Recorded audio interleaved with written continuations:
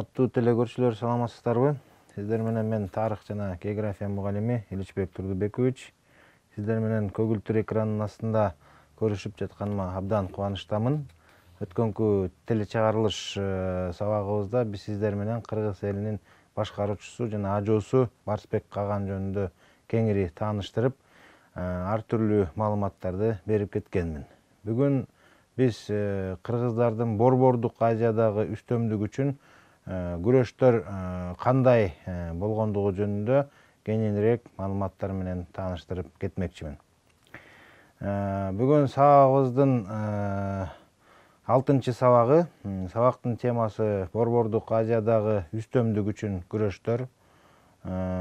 Сабактын планы боюнча бүгүн чыгыш түрк каганаты Барсбек Каган жана кыргыздардын уйгурлар менен болгон согушунун себептери жана жыйынтыктары жөнүндө сүйлөшмөкчүбүз.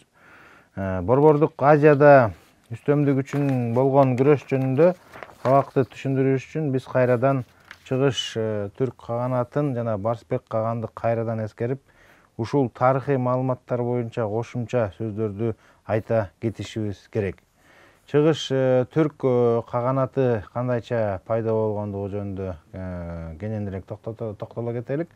Борбордук Азиядагы үстөмдүк күрөштөрдү баяндоодо чыгыш түрк кагандыгынын тарыхына кыскача дагы бир жолу кайрылабыз.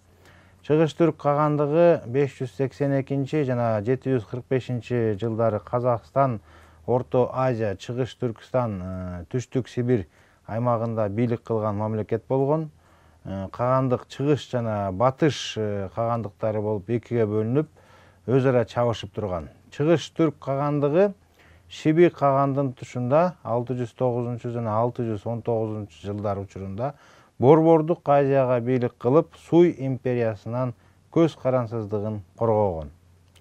Бирок Хели кагандын тушунда 630 жылы Кытайдан жеңилген соң Чыгыш түрк кагандык аларга 50 жыл бою көз каранды абалда болгон. 681 жылы Кутлук менен жана кеңешчиси Тони Куктун биргелешкен күчүнүн Кытайга каршы көтөрүлүшүнөн кийин Чыгыш түрк каганатында мамлекет кайра орноп, аны башкарган Капаган Каган аймакты кеңейтүүгө аракет жасай баштаган. Билге Каган иниси Гүлтегин менен көз карансыздыгы үчүн Таң империясына жана анын союздаштарына каршы согушуга белсенишет. 7-чи кылымдын аягы 8-чи кылымдын башталышы Борбордук Азияга эйлик кылуу үчүн түрк кагандыгынын жана кыргыздардын Енисейдеги каганатынын согушу менен Кыргызстан тарыхында өзгөчө белгиленет. Анткени көрсөтүлгөн мезгилге таандык руна сымал жазууларды изилдөөлөр кыргыз каганы Барсбек жөнүндө алгачкы кыргыз ысымы тууралуу кабар берет. Барсбек Каган жөнүндө дайыр жолу кыскачараак бул жерден токтоло кетелик. Барсбек өз мезгилинин белгилүү саясий ишмери болуп, сейрек кездешүүчү Умайбек деген титулду алып жүргөн кыргыздардын байыркы башкаруучусу династиясынан чыккан. Барсбек баатырдын тушундагы гүлдөп өнүккөн мезгил кыргыз тарыхынын өзгөчө бир ажайып барактары болуп эсептелинет. Негизги сөз кыргыздардын байыркы тарыхындагы эң чоң актардын бири тарыхты жаратышкан инсандар жөнүндө маалыматтардын дээрлик толук жок экендигинде. Башка тилдеги бир дагы байыркы же орто кылымдагы тарыхый булактарда кандайдыр бир кыргыздын жеке ысымы так эскерилген эмес. Түрк элдери анын ичинде кыргыздардын өзү да жазууну үйрөнүшкөнгө чейин ушундай болгон. 19 кылымдын экинчи жарымында орус илимпоздору Енисейден табылган руна сымал жазууну окушкан. Бул жазуу 13 кылымдардын башында кыргыздар жана аларга туугандаш бирок кас түрктөр тарабынан жазылып, анда кыргыздардын каганы Барсбек жөнүндө айтылган.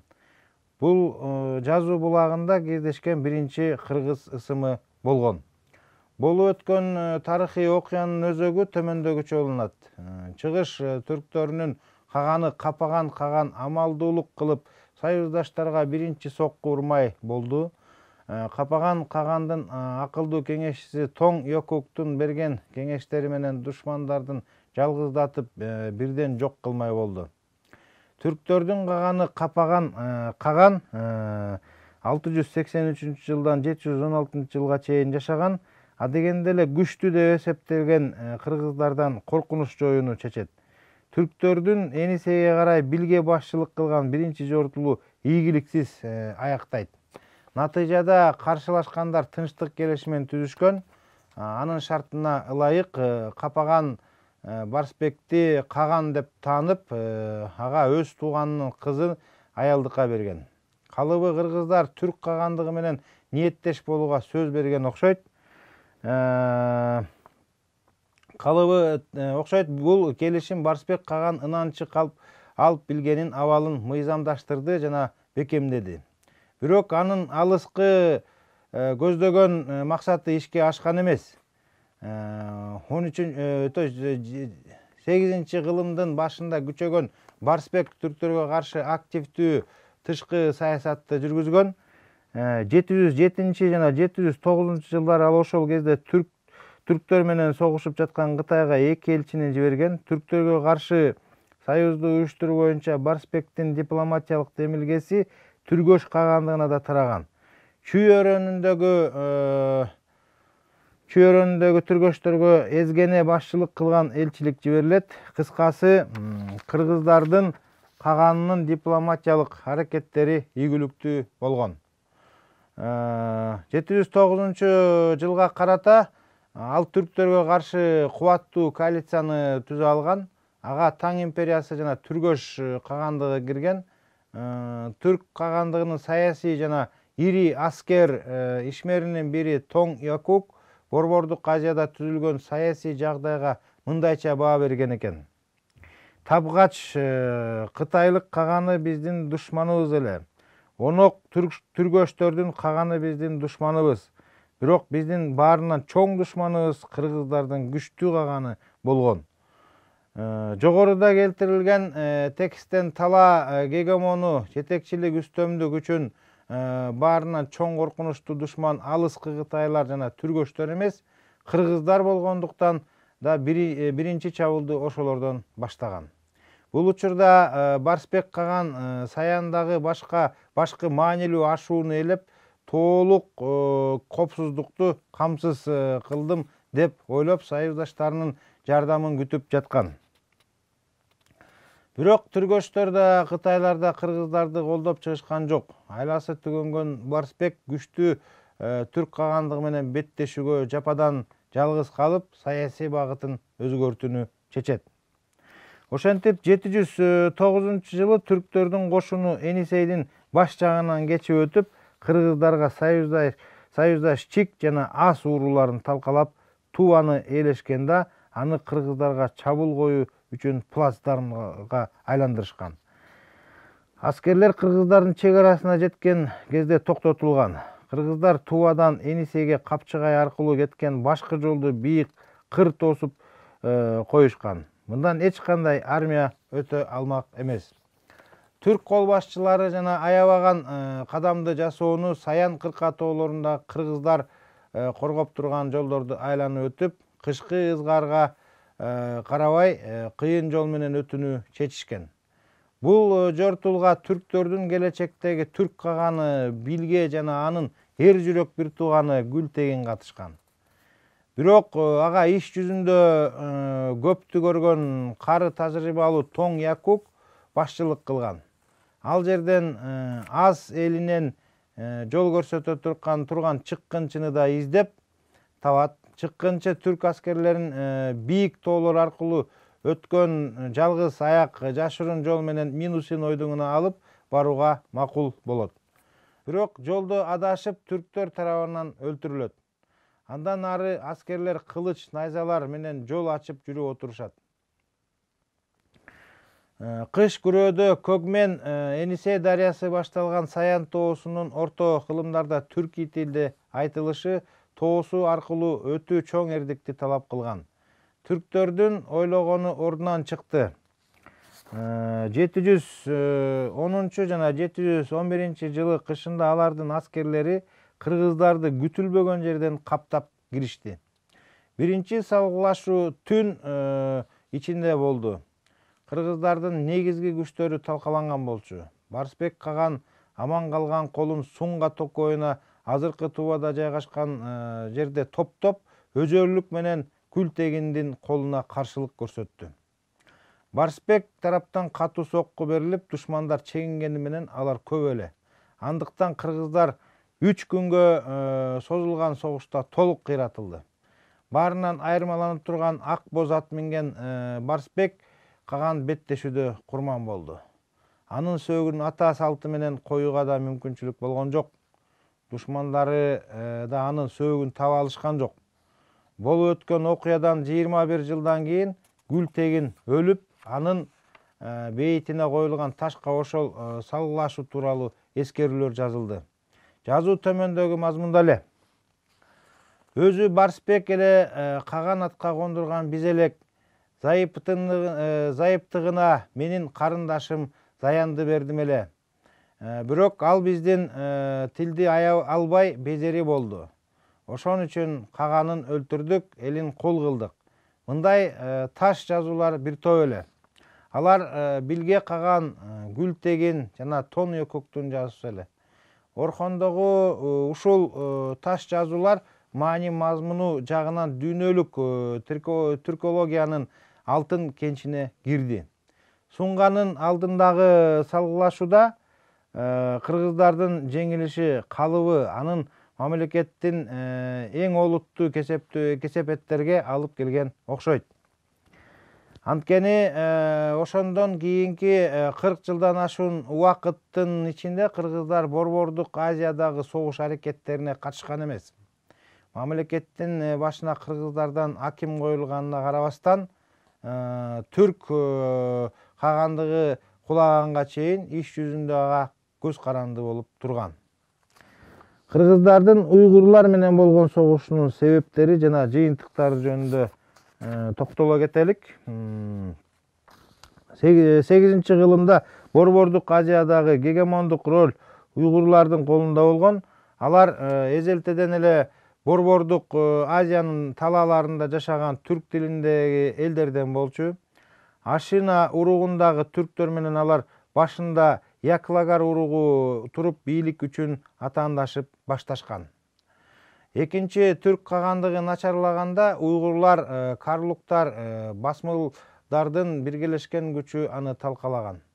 Ошентип 744-жылы Кули Пелонун башчылыгы менен Батыш Монголиянын аймагындагы көчмөндөрдүн тала дөөлөтү уйгур Кытай Таң сулалесинин жаңы тарыхында Син Таң Шуда уйгурлар Хайху деп аталган. Кагандыгы 744-жылдан 840-жылга чейин пайда болгон эле. Анын күчтүү мезгилинде ага Кытай да салык төлөп турган.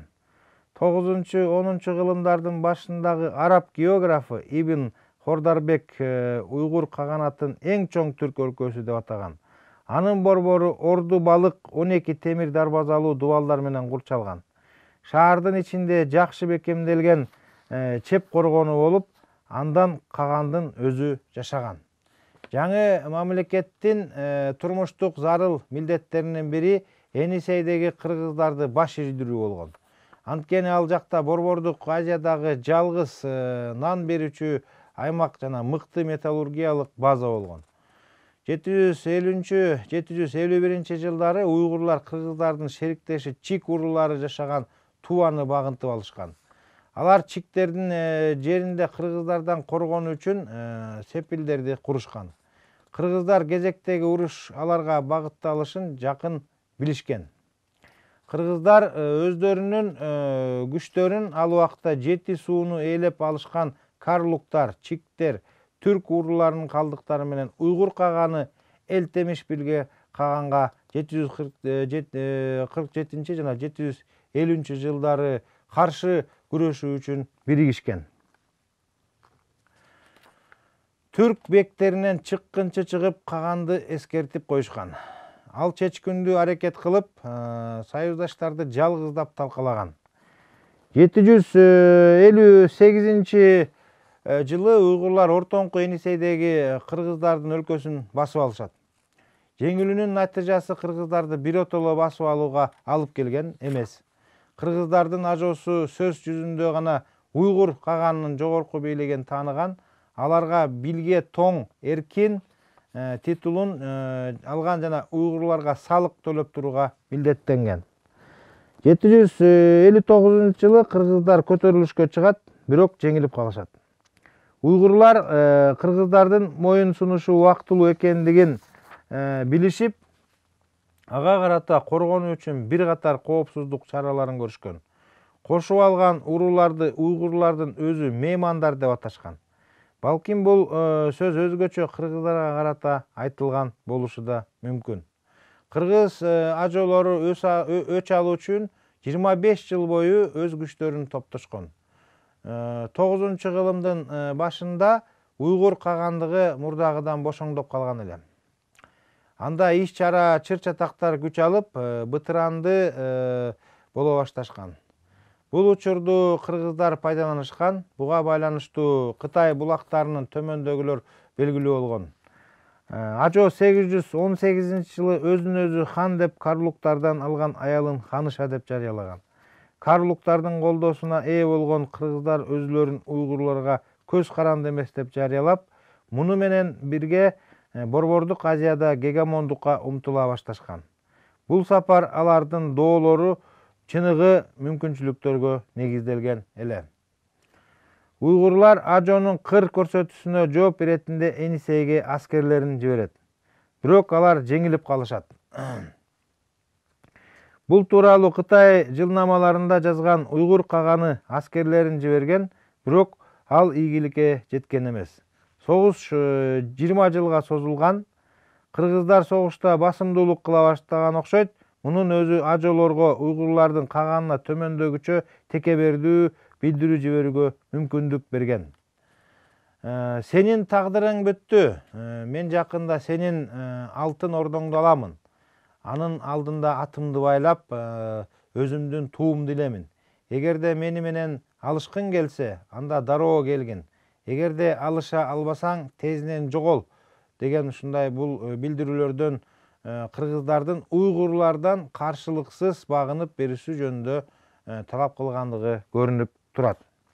840 жылы кыргыздар уйгур кагандыгынын борбору Ордо балыкка 100 миңден турган аскерден армиясы менен чабуул коюп, уйгур аскерлерин талкалайт, борборун жок кылат. Уйгур каганы салгылашууда курман болот.